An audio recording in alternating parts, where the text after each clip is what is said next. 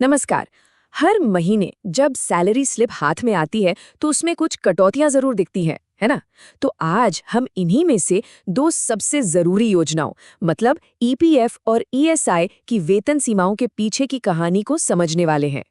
तो सवाल ये उठता है कि आखिर ये पीएफ और ईएसआई कटते क्यों हैं? ये एक ऐसा सवाल है जो नौकरी करने वाले लगभग हर इंसान के मन में कभी ना कभी तो आता ही है। भाई, इनके पीछे नियम क्या हैं?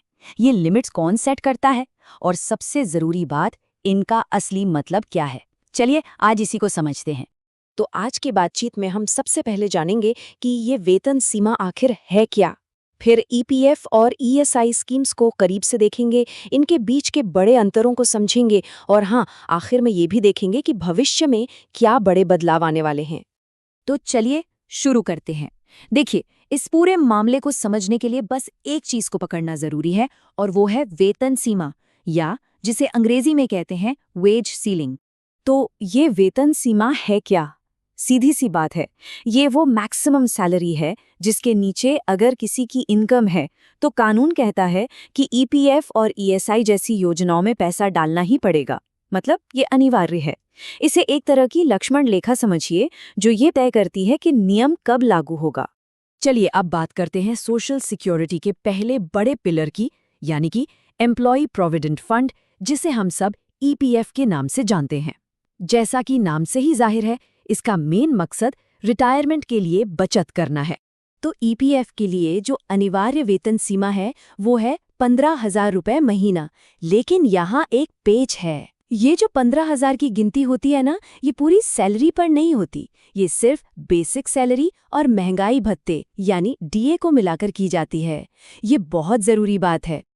अब इसके नियम भी समझ लेते हैं। अगर किसी की सैलरी 15,000 रुपये या उससे कम है तो ये अनिवार्य हो जाता है। मतलब एम्प्लॉय अपनी सैलरी का 12% देगा और उतना ही यानी 12% कंपनी भी देगी। अच्छा, और अगर सैलरी इस लिमिट से ज़्यादा है तो भी कंट्रीब्यूशन जारी रख सकते हैं, लेकिन तब ये मर्जी पर है, मतलब वॉलंटरी हो जाता है।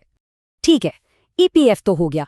अब आते हैं सोशल सिक्योरिटी के दूसरे बड़े पिलर पर, एम्प्लॉयज स्टेट इंश्योरेंस या ईएसआई। इसका पूरा का पूरा फोकस मेडिकल फायदों और हेल्थ प्रोटेक्शन पर है। ईएसआई के लिए जो वेतन सीमा है वो ईपीएफ से ज्यादा है, ये है 21,000 रुपये महीना। और एक और फर्क है, ये लिमिट ग्रॉस सैलरी पर मतलब पूरी सैलरी पर लागू होती है। देखिए, ईएसआई सिर्फ एक डिडक्शन नहीं है, ये असल में एक बहुत बड़ा हेल्थ सेफ्टी नेट है। ये सिर्फ एम्प्लॉय को ही नहीं बल्कि उसके पूरे परिवार को मुफ्त इलाज का कवर देता है। और तो और, अगर कोई बीमार पड़ जाए तो छुट्टी के पैसे और मैटरनिटी बेनिफिट्स भी इसी स्कीम का हिस्सा है। तो इससे समझा जा सकता है कि ये योजना कितनी जरूरी है। तो अब जब हम दोनों योजनाओं को समझ चुके हैं तो चलिए इन्हें आमने सामने रख कर देखते हैं ताकि सारे अंतर बिल्कुल साफ हो जाएं। ये टेबल देखिए, सारे फर्क एकदम क्लियर हैं। एक तरफ ईपीएफ है जिसकी लिमिट है 15,000 रुपये और मकसद है रिटायरमेंट। दूसरी तरफ ईएसआई जिसकी लिमिट 21,000 रुपये है और मकसद है हेल्थ। और कंट्रीब्यूशन में तो जमीन आसमान का फर्क है। ईपीएफ में जहां एम्प्लॉय और कंपनी दोनों 12-12% देते हैं, वहीं ईएसआई में एम्प्लॉय का हिस्सा तो बस नाम का है, सिर्फ 0.75%। लेकिन रुकिए, ये कहानी सिर्फ आज की नहीं है। सरकार इन लिमिट्स में कुछ बड़े बदलाव करने का सोच रही है और अगर ये बदलाव हुए तो इसका असर लाखों कर्मचारियों पर पड़ेगा। तो क्या बदलाव होने वाले हैं? देखिए, प्रपोजल ये है कि ईपीएफ की लिमिट को 15,000 से सीधे 25,000 रुपये कर दिया जाए। कितना बड़ा जंप है। और ईएसआई की लिमिट को भी 21,000 से बढ़ाकर 25,000 से 30,000 की रेंज में लाने की तैयारी है। जाहिर है, अगर ऐसा हुआ तो सोशल सिक्योरिटी का दायरा पहले से कहीं ज्यादा बड़ा हो जाएगा। और आखिर में एक सबसे ज़रूरी बात, ये समझना बहुत ज़रूरी है कि ये जो वेतन सीमाएं हैं, ये सिर्फ ये तय करती हैं कि कंट्रीब्यूशन कब अनिवार्य है यानी मैंडेटरी है।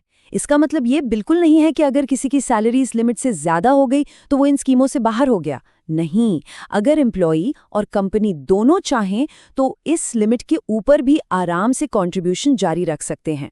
तो अब सोचने वाली बात यह है कि क्या ये बढ़ती हुई सीमाएं भारत के सोशल सिक्योरिटी के जाल को सच में और मजबूत बनाएंगे?